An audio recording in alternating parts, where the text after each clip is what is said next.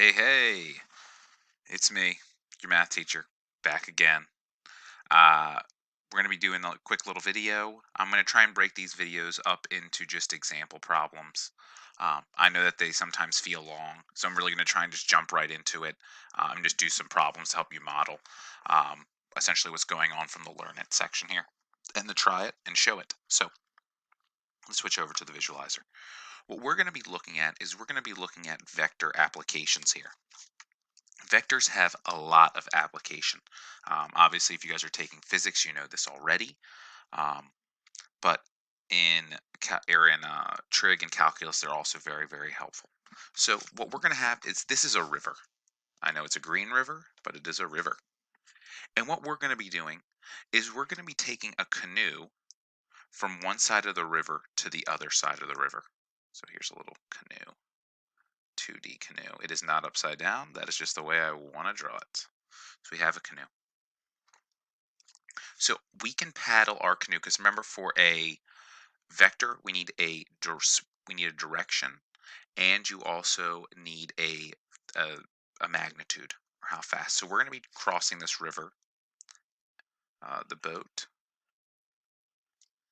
is going to be going 10 meters per minute.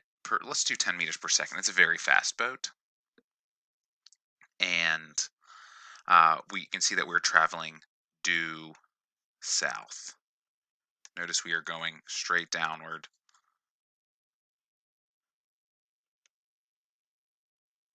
North, south, east, and west. So you can see that we are traveling due south here. We're trying to reach this little pier. Now, obviously, the river has some current to it as well. The river is going to have a speed of 3 meters per second, and that's going to be due east. So the river is flowing this way. That's me showing a current right there. So the first thing I like to do is I like to draw out the situation. You can draw it on this grid. I'm going to draw it actually on a coordinate grid.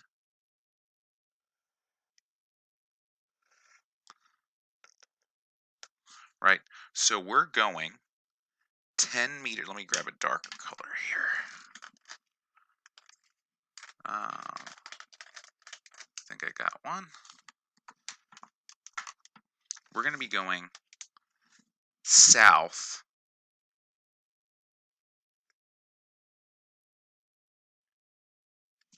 You guys can't see that. Let me pick a little bit of a darker one.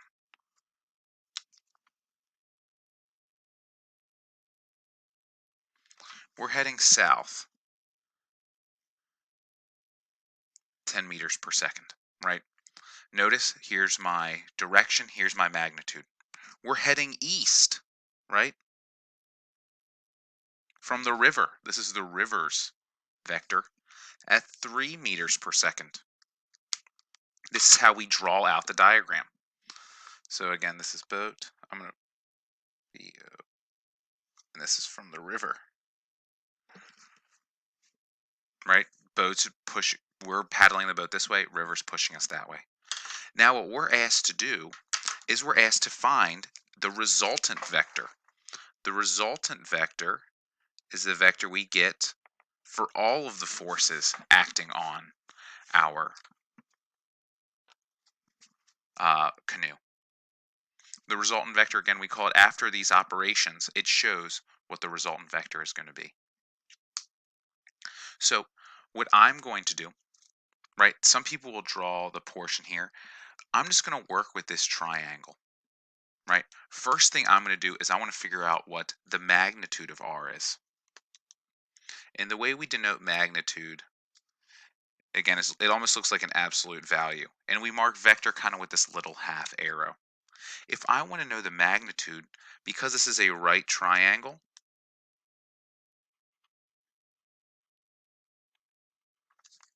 notice again, right triangle, we're doing south and east, which are perpendicular. It's very easy, right? We just use the Pythagorean theorem.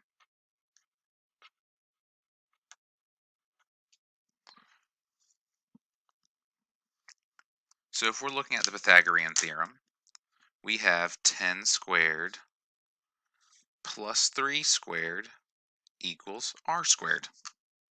Right? Here my two legs are trying to find the hypotenuse.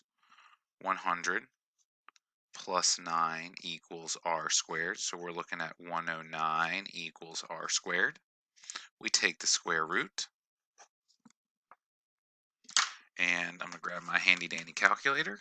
We know it's a little bit more than 10, but let's figure out a little bit better than that. We're looking at 10.44.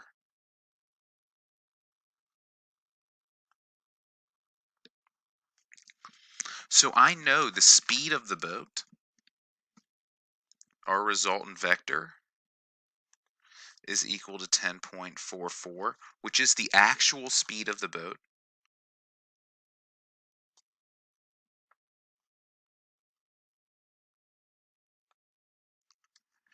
And the resultant vector, since it is a speed, is meters per second. So I know, that's our units, just so we know, I know that r, its magnitude is 10.44. So again, that's just magnitude. Now I need to find its direction. Now there are two different ways to do this. What I'm going to do is I'm actually going to find what the angle is here. I'm going to call this theta.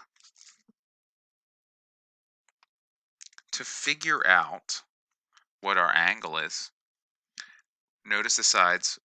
We know the opposite and adjacent, so we use tangent inverse, or tangent of theta is equal to opposite over adjacent. So theta is equal to tan inverse of 3 over 10. So let's do second. Let me make sure. I'm going to use degrees for this. Second tangent 3 over 10 is 16.7 degrees. So I know this angle here is 16.7 degrees. Kind of the hard part is in a lot of these questions, they ask for what's the speed, and then they want to know not only the direction, but they want to know it in bearing form.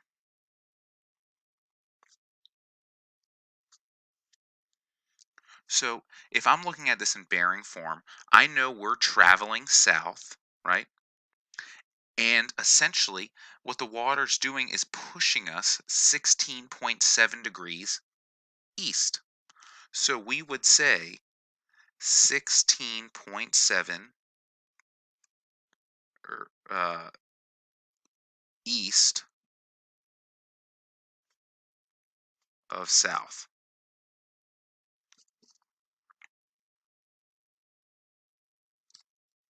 Because again, we're traveling south and we're just going 16.7 degrees east of that. Notice it's swinging us out that way. So that's how we write this out in bearing format. So we have the speed and we have the direction.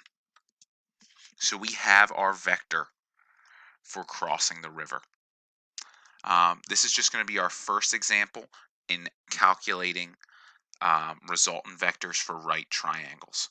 So make sure you watch these videos. We're going to look at uh, another one shortly. And essentially what we're going to be doing is maybe looking at a non-right triangle here. So I hope you guys are doing well, and make sure you watch the next video.